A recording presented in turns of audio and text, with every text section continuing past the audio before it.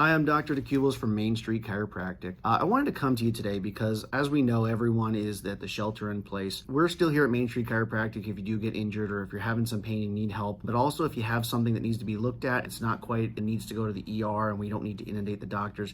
We're here to help. Give us a call, 630-435-6461. But what I also wanted to do is give you a little bit of some information that you can use at home during this time if you do have something come up.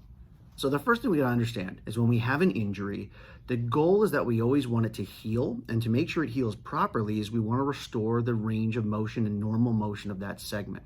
So to understand that, first we have to acknowledge that we have three ranges of motion. So you have active. Now active is what you can do yourself. So that's like bending your head side to side like this. You're actively using your muscles to move. Passive range of motion is the next one. Passive range of motion is a little bit further than active. And this is like a therapist can actually stretch you. So if we were to stretch you in your office, we can stretch you further than you can stretch yourself. That's passive range of motion. And then finally, you have joint motion. Now, joint is actually what the joint itself is moving inside your body. That moves a little bit more. It's not relying on the muscles either. So the goal is we need all three to get back to normal as quickly as possible. The reason this is important is because after we have an injury, we need to make sure which range of motion we need to work on first.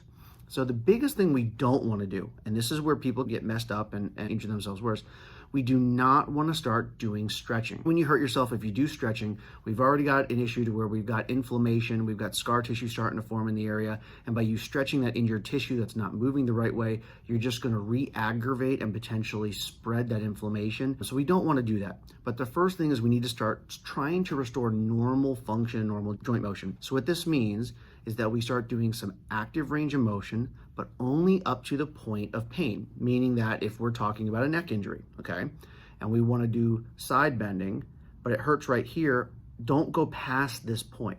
What you want to do then is you go up to this point, then we go to the other side, see how we can go, and we make sure that we keep track of those biomarkers. That's how far you can go to right now. And then each day as you're doing it, maybe we can go a little bit further, but we don't want to force it because we don't want to make this issue worse, but we also don't want to cause a new injury on top of it. Because the thing we have to remember at this point, your body's bracing and it's creating altered range of motion and altered movement patterns to try to get you to do what you need to do without being in pain.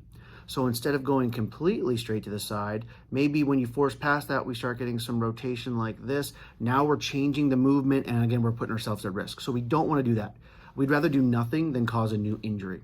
So that's the first thing you do. Just take yourself through the slight active range of motion up to where the pain point is, and then you go back. Monitor how far you were able to get. If there's a way you can measure it, take a picture of yourself doing it, and then you can compare. Do it in front of the mirror. It's real easy to keep track of that. And then each day what you do is just monitor and see how much improvement you're getting. Once we get to normal active range of motion, that's when we can start doing some other stuff.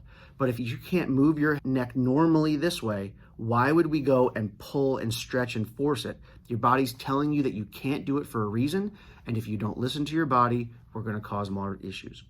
So if you get nothing else from this, the kind of goal is that you only do up to where it hurts and then you stop. That's your body telling you can't do anything more, and don't force it. So again, I'm Dr. DeCubles, Main Street Chiropractic.